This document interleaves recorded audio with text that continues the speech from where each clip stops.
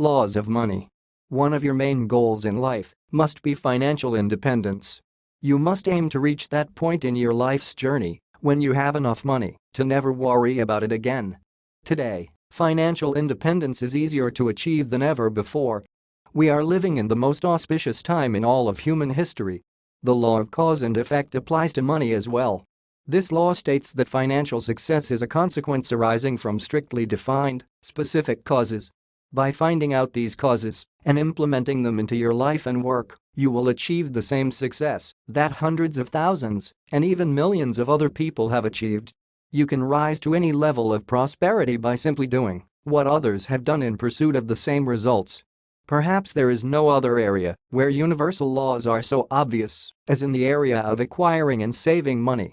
In today's America, there are several million men and women who started from scratch or were heavily in debt and yet achieved financial independence.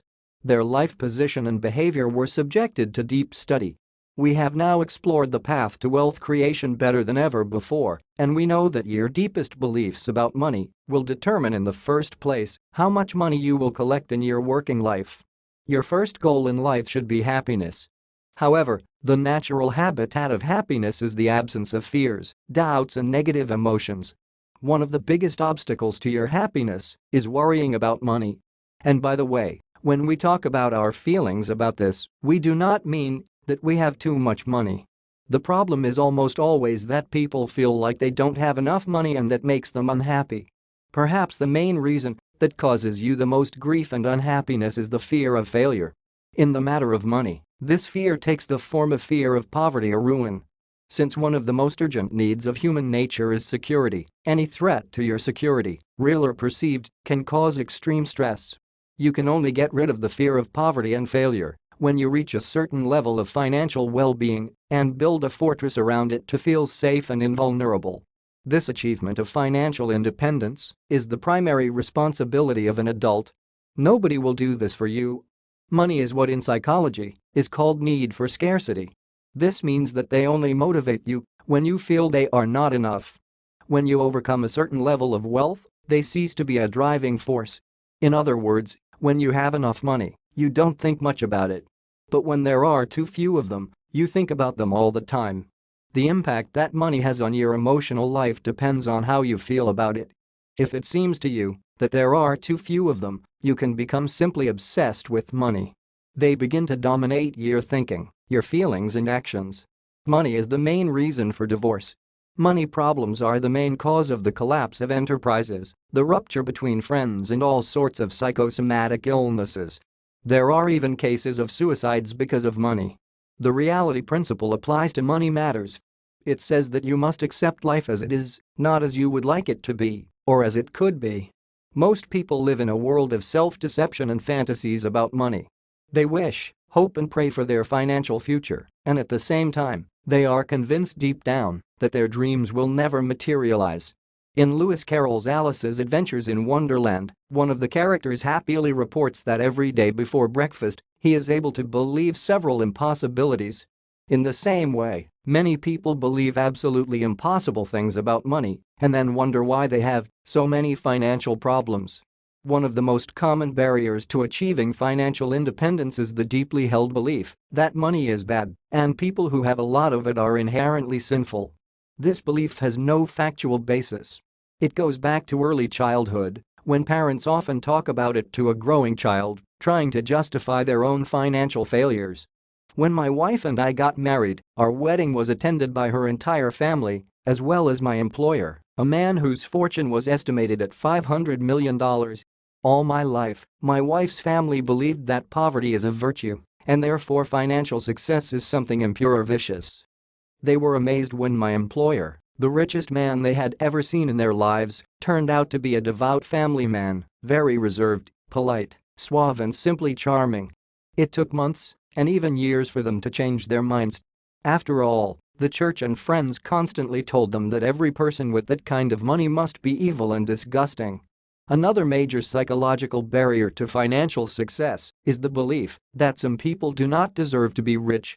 They, like me, were brought up to the drumbeat of destructive criticism that led them to the unconscious conclusion that they didn't deserve success and happiness. The worst consequence of negative childhood experiences is that, when these people do succeed, they feel guilty. This feeling makes them quickly get rid of the money they received, throwing it to the wind. They spend it or invest it in crazy projects.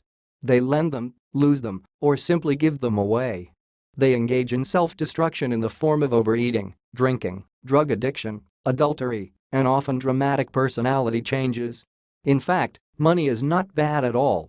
They are needed to buy houses, cars, clothes, toys, food, and so on and so forth. Money has its own energy and is drawn to people who treat it well. Money tends to flow to those people who use it most productively in the production of goods and services and also know how to invest it in creating new jobs and favorable opportunities for other people. At the same time, money is being lost to those who misuse it or spend it in an unproductive way. Money is like women. They need to be looked after, they need to be persuaded, they need to be flattered, they need to be treated with care and attention. They are drawn to people who respect and appreciate them and who are able to do worthy deeds with their help. They pass through the fingers and leave those people who do not understand them or do not provide proper care for them. Sometimes people say they don't know how to handle money. But the ability to handle money is a skill that anyone can learn with proper practice. Usually, words about the inability to handle money are just an excuse or justification for the fact that a person has not learned how to get them or keep them with him. As a starting point for accumulating wealth, you must believe that you have unlimited possibilities to get any money. Reach out to yourself, as financial success is just waiting for a place to manifest, and you can be that place. Money gives you choices and allows you to live the life you want. Money opens doors for you that were locked in their absence. But obsession with them, as, indeed, with anything else, can be harmful. If a person is so absorbed in money that he forgets the simple truth that money is only a tool for achieving happiness, it will only harm him. The Bible says, "The love of money is the root of all evil." It does not say that money is the root of evil. It says that the love of money is the root of all evil. The problem is precisely the obsession with money at the expense of things that really matter, not the money itself. Money is the basis of life in society. And they are neutral. They are neither good nor bad. Their benefit or harm is determined only by the way they are acquired and used. The first law of money is the law of abundance. In our world, there is enough money for everyone who really needs it and who is ready to obey the laws that govern their acquisition. You have access to a huge amount of money. You can have almost anything you really want and really need. We live in a bountiful world and are surrounded on all sides by opportunities to obtain everything that we sincerely desire. Your attitude towards money, the abundance mindset or the scarcity mindset, has a huge impact on whether you become rich or not. The first corollary of the law of abundance is that people become rich because they choose to become rich. Since they sincerely believe in their ability to become rich, they act accordingly. They constantly take the necessary actions to turn their dreams into reality. And you can always determine the views and beliefs of a person by the actions of a person. The second consequence of this law is that people are poor because they have not yet decided to become rich. In Mark Fisher's book The Instant Millionaire, an old millionaire asks a boy who asked him, "How to become rich? Why aren't you rich yet?" This is an important question that you must ask yourself. Your answer says a lot, for sure it will reveal your disbelief in yourself, your doubts, fears, excuses and self-justifications. Why aren't you rich yet? Write down all the reasons you can think of. Discuss each of your answers with someone who knows you and get their opinion. You may be surprised to find that most of your reasons are self-justifications. Whatever your reasons or excuses, you can now get rid of them. There are hundreds and thousands of people in the world who have had to overcome more difficulties than you can imagine, and yet they have succeeded. You can too. How can this law be applied immediately? First, imagine that every business you have ever had with money contained a special lesson designed specifically to help you eventually become financially independent. What are the most important lessons you have learned so far? Second, analyze yourself and determine what is blocking you the most, what internal belief is preventing you from achieving greater financial success. Decide for yourself from now on to act as if this barrier no longer exists. The second law of money is the law of exchange. Money is the medium through which they exchange their labor invested in the production of goods and services for goods and services of other people. Before there was money, there was barter. Under the barter system, people exchanged goods and services directly for goods and services without the mediation of money. As civilization progressed, bartering became more and more inconvenient, and people found that they could exchange their goods and services for an intermediate medium of exchange such as coins, which could then be exchanged for other people's goods and services, making the whole process more efficient. Today we go to work and exchange our labor for money, which we can then use to buy the results of other people's labor. The first corollary of the law of exchange is that money is a measure of the value that people assign to goods and services. The value of something is determined only by the willingness of a person to pay for it. Goods and services have no value apart from a potential buyer. Any value is thus subjective and personified. It is based on the thoughts, feelings, attitudes and opinions of a potential buyer at the time of making a purchase decision. The second consequence of this law is that other people view your labor as a factor in the production of the ela of value. We all have a tendency to view our work as something special. Labor is a manifestation of the inner essence of man. However, from the point of view of other people, our work is just a cost. As consumers or employers, we want to get the maximum for the minimum price, and we do not care whose labor is involved in this. For this reason, you cannot objectively evaluate your own work. It is only what other people are willing to pay for your work in a competitive market that determines how much you earn and what you are worth financially. The third corollary of this law is that the amount of money you earn is a measure of the value of your contribution from the point of view of others. The labor market works very simply. You are always paid in proportion to three factors: what kind of work you do, how well you do it, and how irreplaceable you are. Your pay is directly related to a combination of the quantity and quality of your contribution compared to the contribution of others and the value that other people assign to your contribution. The fourth corollary of the law of exchange is that money is an effect, not a cause. Your work or contribution to the value of a product or service is the cause, and the money you receive for it is the effect. If you want to increase the effect, you must increase the cause. Fifth corollary of the law of exchange. To increase the amount of money you receive, you must increase the value of the labor you put in. To make more money, you must develop your knowledge or skills, or improve your work habits, or work longer and harder, or work more creatively, or do something that allows you to be more effective in your efforts and get better results. Sometimes you have to do it all at the same time. The highest paid people in our society are those who continually improve in one or more of these areas, adding value to the work they do. How can this law be applied immediately? First, study your business carefully and determine exactly what you do that most determines the value of the products or services your company sells. How could you add value to your personal contribution? Second, ask yourself every day, what am I getting paid for? Make a list of answers and show this list to your boss and employees. Ask them to comment on it and say what they think you have done that contributes the most to the organization. The third law of money is the law of capital. Your most valuable asset in terms of cash flow is your physical and mental capital, your ability to earn. You may not even know it if you are not already rich, but your ability to work is the most valuable asset you have. Using the ability to earn to its fullest, you can increase your wealth by thousands of dollars every year. By applying your ability to earn in the production of valuable goods and services, you can earn enough money to pay for all the things you want in your life. The amount of money you are being paid today is a direct measure of how far you have developed your ability to earn by now. The first corollary of the law of capital is that the most precious resource is time. Your time is really all you can sell. Your ability to earn is largely determined by how much time you put into your work and how much of yourself you put into your work time. The inability to manage time is one of the main reasons for low productivity in any industry. This is the number one problem for both managers and traders in any field. For example, many studies show that salespeople work only 20% of their working hours. The average trader spends about an hour and a half a day on direct sales contacts with potential and real buyers. The rest of the time, these precious hours and minutes, is spent on communication, reading special literature, phone calls, trips and other unproductive activities. Managers are no better.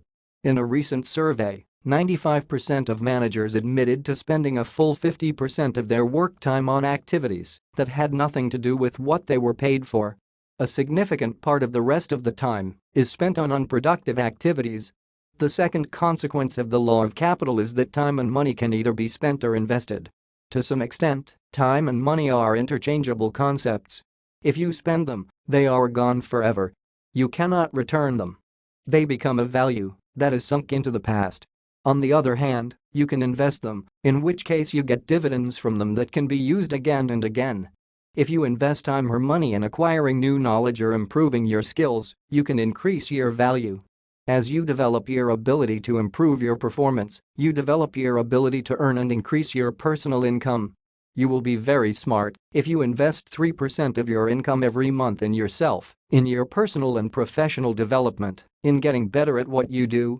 If you put at least as much money into your brain every year as you put into your car, that alone can make you rich. Invest 1 hour each day in reading books and articles in your field. Listen to audio programs while driving. Attend any course that will help you advance in your career. Continually increase your intellectual capital, your personal value and your ability to earn. This commitment to regular and continuous personal and professional improvement pays you back more than you can imagine. It will save you months and years of hard work at a low level of achievement and income. The return on investing time and money in yourself can be quite extraordinary. The head of Motorola's training department recently calculated that their company makes $30 for every dollar invested in staff training. Representatives of the company claim that this is the most profitable investment of time and money.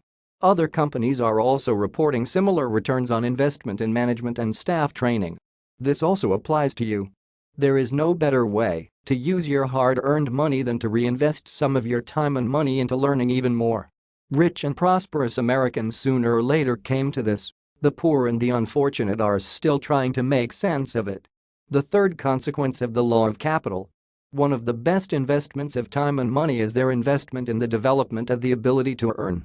The purpose of corporate strategic planning is to increase the return on capital. This requires the organization and reorganization of corporate activities so that the company earns large dividends from the capital invested in it. In your working life, your personal capital is your mental and physical abilities.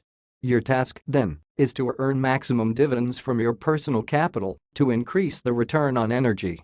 Just as a machine tool represents capital, you too are a form of mental and physical capital that can produce a large number of goods and services if you develop and make the best use of your knowledge and skills. This view of yourself should become the most important psychological attitude throughout your working life. How can this law be applied immediately? First, make a list of your responsibilities related to the end results of your activities, not intermediate tasks. Review this list and prioritize your tasks based on their value to your company. Second, make a list of your daily tasks and responsibilities. Show this list to your boss and ask them to rank your tasks in order of value to him. Try to work on the most important tasks every minute of every working day. The fourth law of money is the law of foresight.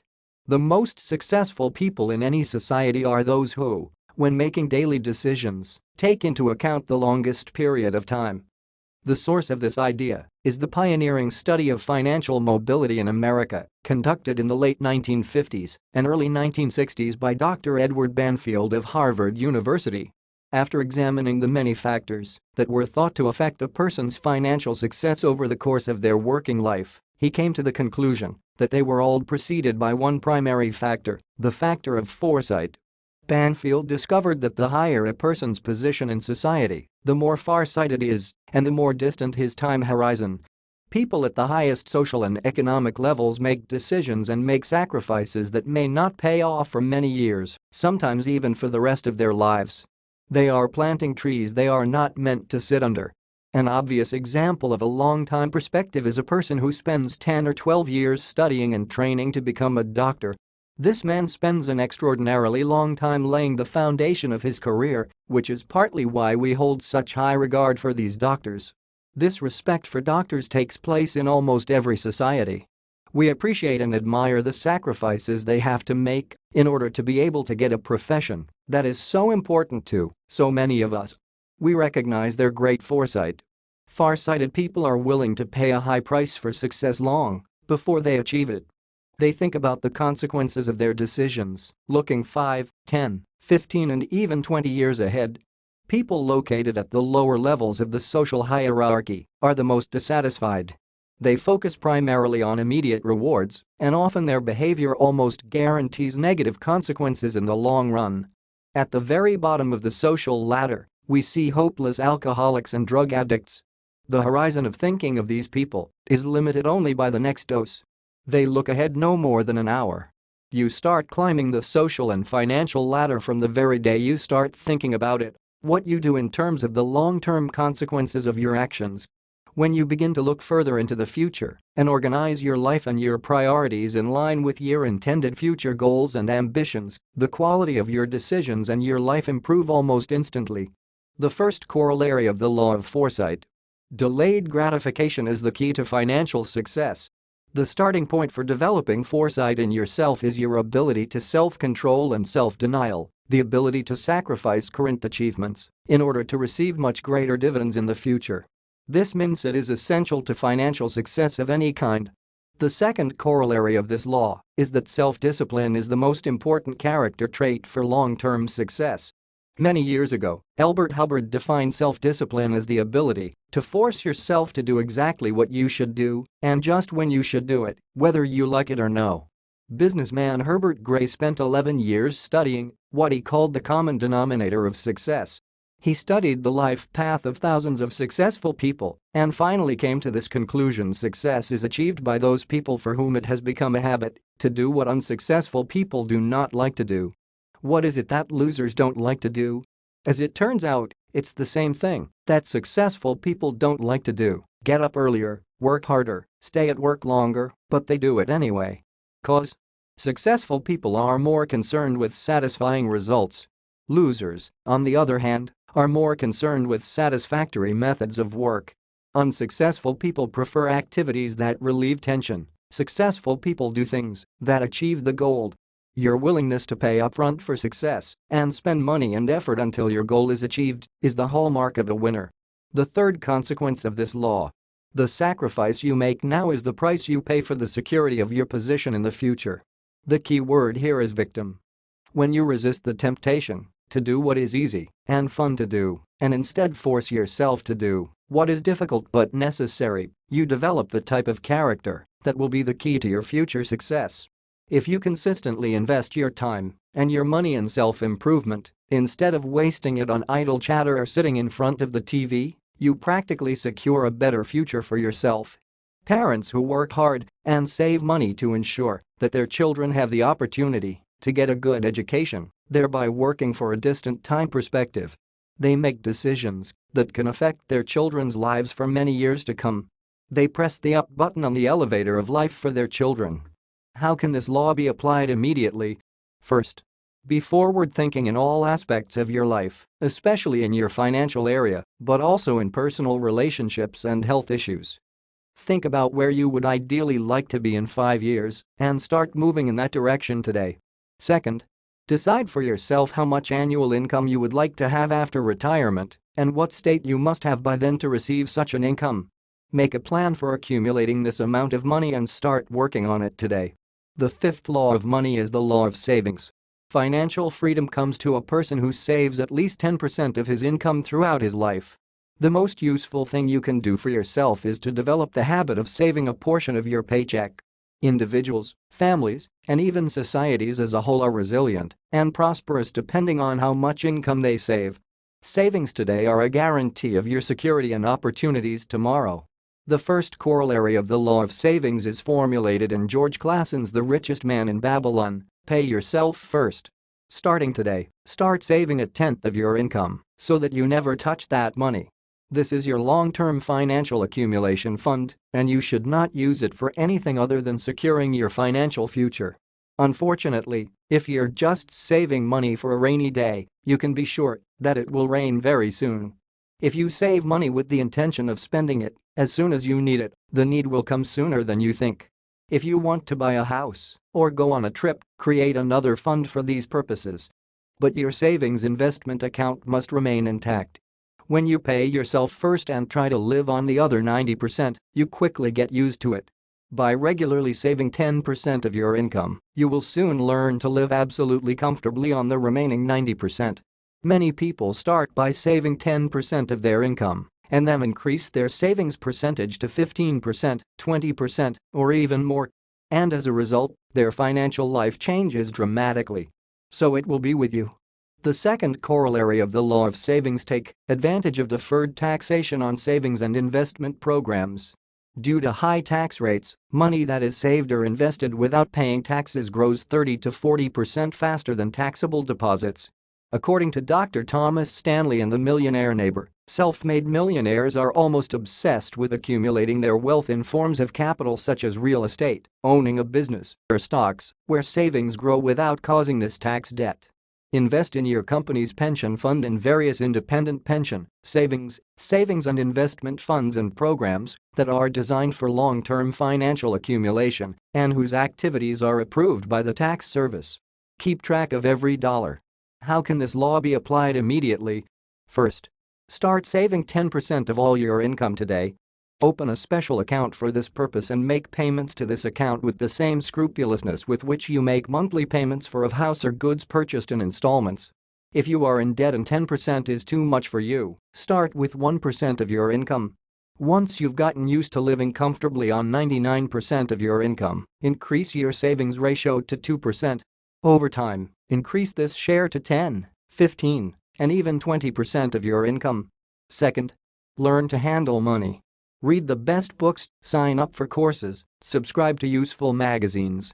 Everything you do it with understanding, so that you can always make smart decisions about investing your money.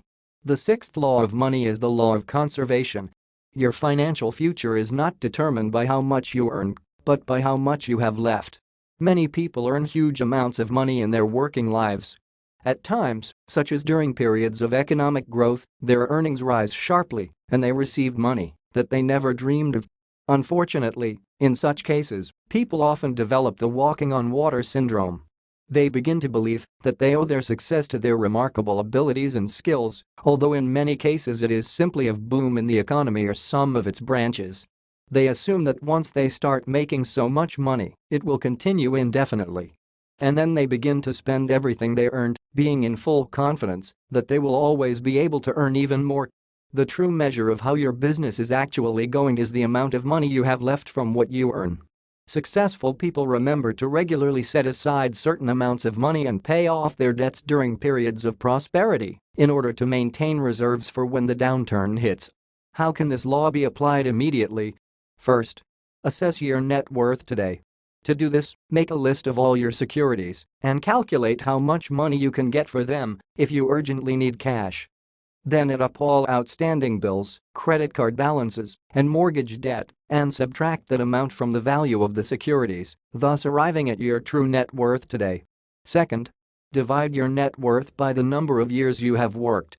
The result will be exactly what you earned on average in a year after paying the cost of living. Are you satisfied with the received figure? If not, do something today. The seventh law of money is Parkinson's law. Expenses always rise in parallel with income. Parkinson's law is one of the most famous and important laws of money and wealth accumulation. It was discovered by the English writer Northcote Parkinson many years ago and explains why many people retire poor. This law states that no matter how much people earn, they tend to spend all that amount of money and a little more. Their expenses rise in close relation to their income. Many people today earn several times more than what they received at the beginning of their careers. But they still somehow have to count every penny in order to maintain the existing way of life. It seems that no matter how much they earned, they will never be enough. The first consequence of Parkinson's law. The source of financial independence is the violation of Parkinson's law. Parkinson's law explains the trap most people fall into. This is the cause of debt, money troubles, and financial ruin. Only by developing enough willpower in yourself to resist the strong temptation to spend everything you earn can you begin to accumulate money and move forward. The second corollary of Parkinson's law. If you let your expenses grow slower than your income and save or invest the difference, you will become financially independent throughout your working life. This is the key. I call it the wedge. If you drive a wedge between rising earnings and the rising cost of your lifestyle, and then save and invest the difference, you can continue to improve your lifestyle while increasing your income. By deliberately breaking Parkinson's law, you will eventually become financially independent. How can this law be applied immediately? First, think of your financial life as a failed company that you just bought out. Establish a financial moratorium immediately. Stop unnecessary expenses. Set a budget for fixed, unavoidable monthly payments and temporarily limit your spending to that amount. Carefully study all items of expenditure. Approach the question as if you are analyzing not your expenses, but someone else's. Look for opportunities to save or cut costs. Aim for at least a 10% reduction in the cost of living over the next 3 months. Second, make the decision to save and invest 50% of any increase in your income from any source. Learn to live on the rest. After all, you still have the other 50%, which you can use as you wish. Do this until the very end of your career. The eighth law of money is the law of three. The stool of financial freedom has 3 legs: savings, insurance, and investment. The first corollary of the law of three. To be fully protected from the unexpected, you must have liquid savings equal in magnitude to your usual expenses for 2 to 6 months. Your first financial goal is to set aside enough money so that if you lose your source of income for up to 6 months, you have enough reserves to live on. The very act of putting that money aside and placing it in a high-yield savings account or stock market will give you a sense of self-confidence and peace of mind. Knowing that this money is set aside will make you a much more productive person than if you were worried about whether you will receive your next paycheck and whether you will have something to buy bread. A young woman who attended my seminar, where we discussed the importance of saving money, wrote me a letter a year later with an interesting story. She wrote that she had never thought about the fact that she herself was completely responsible for her financial well-being. She always spent everything she earned, and a little more, and as a result she was always in debt. After that seminar, she began to save a portion of her income after each paycheck, starting with 5% and gradually increasing the share. She was so successful in this business that a year later she had in her bank account an amount equal to almost 2 months of her income. In the meantime, her company made some changes, and this woman was under a new boss. This leader was very tough and demanding. At first she was depressed. But suddenly it dawned on her that she had enough money to just leave. And she did. According to her, this decision turned her attitude towards herself and life upside down. Until that time, she had been rather passive and simply did what her employers instructed her to do. After what happened, she realized that a bank account allows her to manage her own life. The financial reserves allowed her to stop doing what she never liked and spend time finding better jobs that pay significantly more. In her letter, she says that if it wasn't for the savings, she would be stuck in her old job forever. She would not be able to leave, and she would forever lose her self-respect and self-confidence. The second corollary of the law of three. You must take out insurance to protect yourself in the event of an emergency that you cannot pay from your bank account. Always insure against surprises that you cannot cover with a written check. Make sure you and your family have the right health insurance. Insure your car, your life, so that if some misfortune happens to you, the people who rely on you are provided. Perhaps the deepest need of human nature is the desire for reliability and security, and without proper insurance, such security is difficult to provide. You often take risks that you simply cannot afford. The third consequence of this law. Your ultimate financial goal should be to accumulate capital in such a way that the interest on investments brings you more income than you earn at work. A person goes through 3 stages throughout life, which, as a rule, intersect. The first stage is the years of study, when you grow up and get an education. Then follow the years of labor, at the age of about 20 to 65. The leisure years finally arrive when you retire, with the average life expectancy rising and approaching 80 years.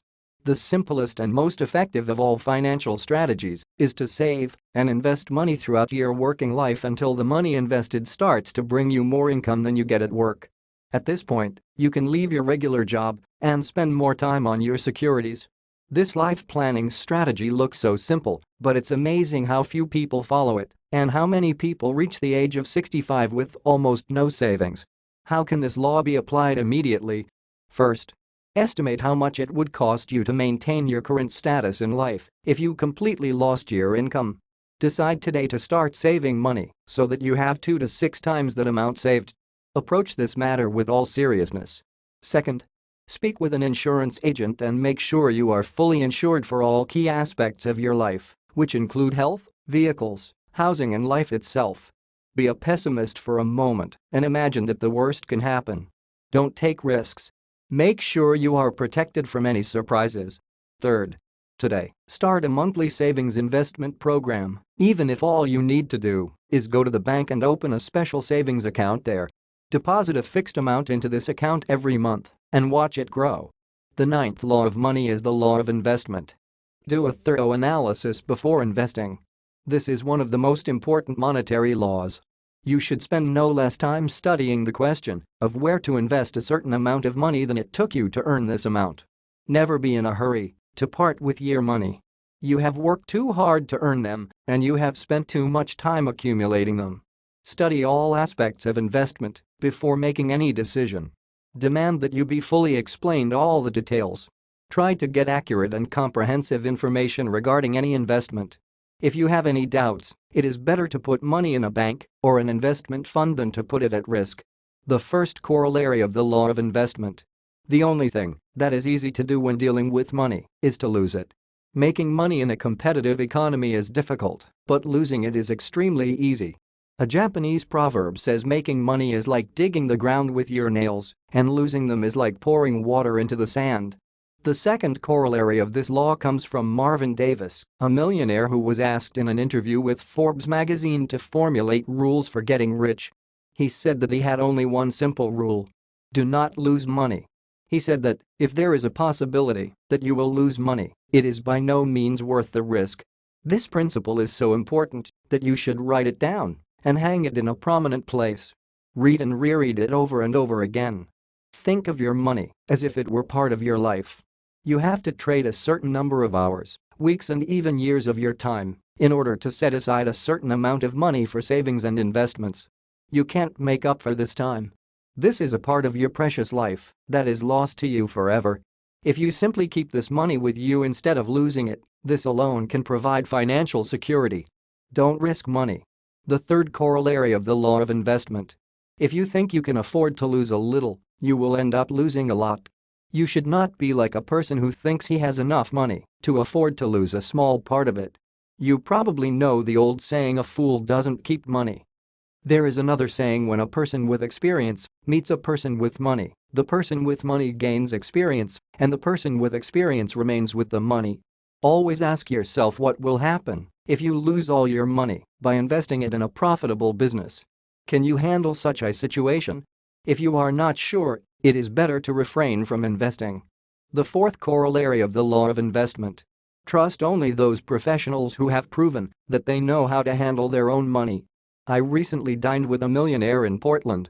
He started from scratch, and by working and investing money, he gradually built up a network of enterprises worth several $1 million. His philosophy was very simple. He only trusted money to people who knew how to make money themselves. As he grew financially, he only trusted money to those who handled their funds even better than he did.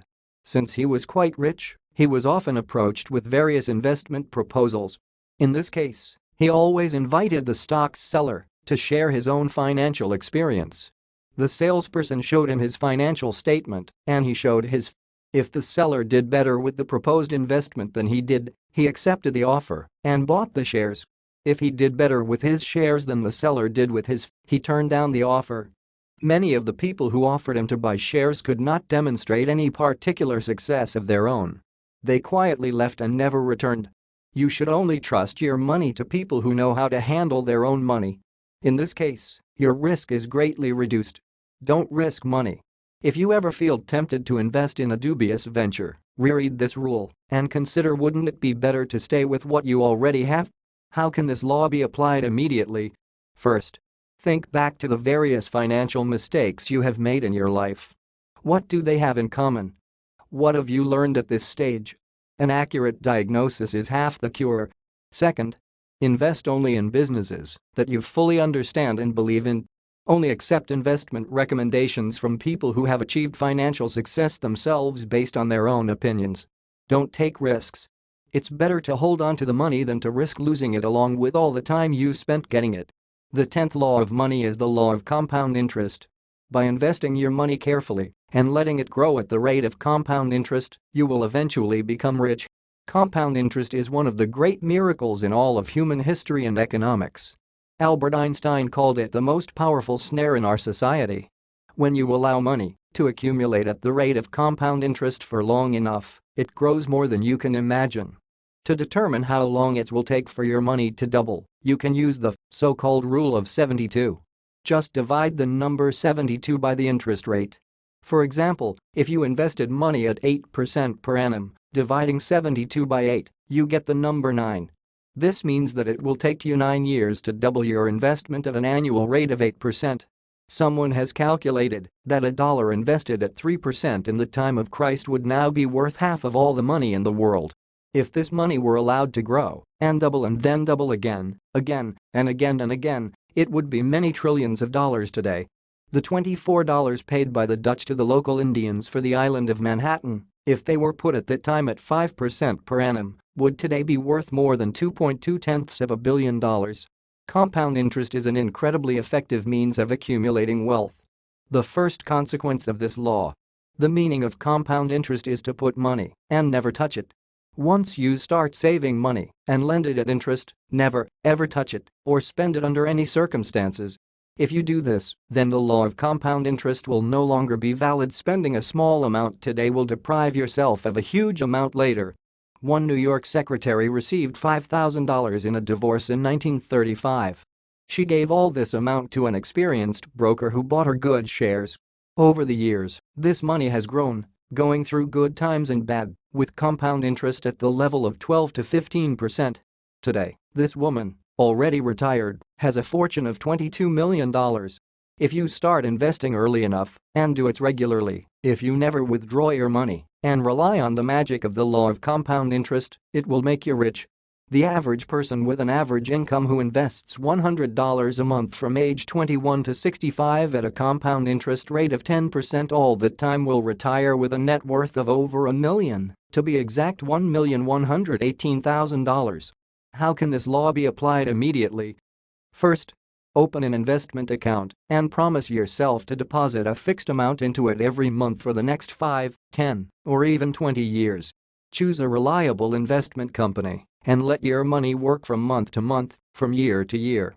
Second, constantly look for opportunities to set aside additional amounts of money so that they grow using the power of the law of compound interest. After all, long-term financial independence is preferable to momentary pleasures, right? The 11th law of money is the law of accumulation. Every great financial achievement is the result of hundreds of small efforts and sacrifices that no one sees or appreciates. Achieving financial independence requires a huge amount of effort on your part. To begin the accumulation process, you must be disciplined and resilient. You must remain committed to this cause for a long period of time. At first, you will not see much change, but gradually your efforts will begin to bear fruit. You will start to stand out among equals. Your financial situation will constantly improve, debts will disappear. Your bank account will grow, and your whole life will improve. The first corollary of the law of accumulation. As your savings accumulate, a momentum force is created that propels you towards your financial goals. It is difficult to start a savings program, but once you get started you will find the process easier and easier. The principle of inertia is one of the main secrets of success. According to him, it takes tremendous energy to overcome the initial inertia of rest and resistance on the path to financial accumulation, but once a start has been made, it is much easier to keep going. If you lose momentum and stop, it will be extremely difficult for you to start moving again. The inertia of movement is one of the secrets of success. And you must develop it and support it in all your affairs. The second consequence of the law of accumulation. Long journeys are made with small steps. If you think about saving 10 or 20% of your income, you will immediately come up with all sorts of reasons why this is not possible. Maybe you are on the edge of a debt hold. Maybe you count every penny you earn to at least stay afloat. If you are in a similar situation, instead of saving 10%, start saving 1% of your income into a special, untouchable account. Start throwing change into your piggy bank every night when you get home from work. When the piggy bank is full, take the amount received to the bank and add it to your savings account. When you get some extra income, you sold something, or you got paid back an old debt, or they gave you an unexpected bonus at work, do not spend it, but put it all in the same special account. These small amounts will begin to add up at an astonishing rate. When you get used to doing without 1% of income, increase the percentage of savings to 2%, then to 3, 4, 5, and so on. In a year, you will find that you have paid off your debts and are calmly putting aside 10, 15, or even 20% of your income without a significant change in lifestyle. How can this law be applied immediately? First, determine your long-term financial goals and then decide to take small steps towards them. The first steps are the most difficult, so you must set yourself up accordingly and try to get rid of old habits. Second, apply the law of accumulation in all other aspects of your life. Try to master a subject by studying one page at a time. Lose weight 50 grams at a time. Learn a foreign language one lesson at a time. The total effect will be colossal. The 12th law of money is the law of magnetism.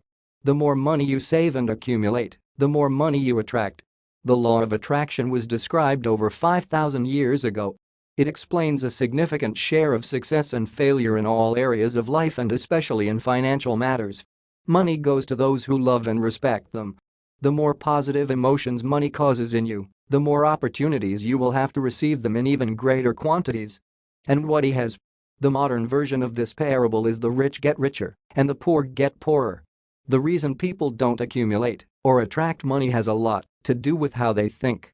This explains the fact that immigrants who come to America from third world countries with the right mindset achieve incredible results that they could not achieve in their homeland, where the old way of thinking prevails. With a new mindset, they begin to attract people, ideas, opportunities, and resources into their lives. In a few years, they master the language, start a successful career, establish their own business and achieve great success in life. Many of them become very rich people. The first consequence of the law of magnetism in relation to money. Prosperity consciousness attracts money like a needle magnet. When I first read about the importance of prosperity consciousness in my early 20s, I didn't really understand what it meant. The phrase prosperity consciousness sounded beautiful, but I did not know how to develop this consciousness in myself. Over the years, however, I have found that as you develop a positive attitude towards money and begin to believe in its possibilities and in the law of abundance, your emotions somehow magnetize the money you already have and it begins to attract to your life even more money. That's why it's so important that you start saving money, no matter where you are right now. Set aside at least a few coins in a piggy bank. Create at least a small amount of capital. This money, magnetized by your feelings of desire and hope, will begin to attract new funds to you faster than you can imagine. John Davison Rockefeller started out as a clerk with a salary of 3.75 of a dollar a week. Of this amount, he donated half to the church and set aside 50 cents. It's not much, but it was just the beginning. By the age of 50, he was possibly the richest man in the world. Throughout his career, he attracted one opportunity after another until he gained control of virtually all the production and distribution of oil and fuel in the United States. And he started with 50 cents a week. The second corollary of this law is that to make money, you need money. When you hold back and discipline yourself, rather than squandering everything you earn, you demonstrate to yourself and others that you are the right person to trust with money. When I applied for a loan and a line of credit for my business a few years ago, the bank required a $5 bond for every dollar I wanted to borrow. I was amazed. Later, I learned that this is the usual ratio that the bank requires from a person taking a loan for the first time. The fact that the borrower has saved and accumulated securities and other liquid assets is proof that he can be trusted with money. Later, having experience of communicating with this client, the bank will require coverage of only $1 or $2 for every dollar borrowed. As you start saving money, you begin to attract more money and more opportunities to make more money. That is why it is so important to start, even with the smallest amount. You'll be amazed at what's to come soon after, and be amazed at how much easier it will be for you to attract even more money. Your future is determined by what you think about most of the time. The key question, therefore, is what do you think about, and what do you think about it most of the time? Self-made millionaires spend 20 to 30 hours a month thinking about their finances. They carefully plan and organize their accounts. They think through all their investments and expenses before making them. As a result, they make better financial decisions than a person who makes decisions impulsively. How can this law be applied immediately? First, imagine that you have already achieved great financial success. Treat money, investments, and expenses as if you were a wealthy person who made his money with a very sharp financial mind. Second, take time each day, week, and month to reflect on your financial situation and look for ways to use your resources more wisely. The more time you spend thinking about finances, the better decisions you will make, and the more money you will earn. The 13th law of money is the law of acceleration. The faster you move towards financial independence, the faster it moves towards you. It often takes a very long time to achieve significant changes in your financial situation. To change it for the better is as difficult as the direction of a large ocean liner. Significant improvements cannot be achieved in one day, they happen gradually, just as the direction of the liner can only be changed by 1 degree each time. But once the changes have taken place, they begin to build momentum and lead you to the desired results. The first consequence of this law: nothing succeeds like success. The more money you accumulate and the more success you achieve, the more and the faster money and success rush to you from many different directions. Any successful person, sooner or later, experienced periods of exhausting labor, sometimes counted in years, before the first real opportunity presented itself to him. But after that, more and more opportunities began to open up to him. The main problem that successful people face is how to choose the best from the mass of opportunities that seem to open up from all sides. So it will be with you. The second consequence of the law of acceleration: 80% of your success will come to you in the last 20% of the time you put in. This is a wonderful discovery. Just think. In the first 80% of the time and money you invest in an enterprise, career, or project, you will achieve only 20% of the possible success. The remaining 80% you will get in the last 20% of the time and money invested. Peter Lynch, former manager of Magellan, one of the most successful mutual funds, said that the best investments he ever made were those that paid off later than others. He often bought stocks in companies that hadn't appreciated in years. Then they suddenly rose sharply in price 10 or 20 times. This long-term investment strategy eventually made Lynch one of the most successful and highly paid managers in America. How can this law be applied immediately? First, prove this principle to yourself on paper. Double a cent every day for a month. On the first day, you will have 1 cent. On the second day, you will have 2 cents. On the third day you will have 4 cents, then 8, 16, 32, and so on.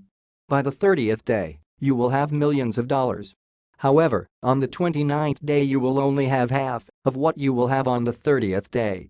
And on the 28th day, only a quarter of what you will have on the last day. Never withdraw money ahead of time, giving up huge possible profits. This is a big mistake. Second, identify those areas of your life where you have invested a lot of time and energy with little return. Examine the state of affairs in these areas. Is there a significant breakthrough in sight? Summary: the laws of money explain how to achieve financial independence.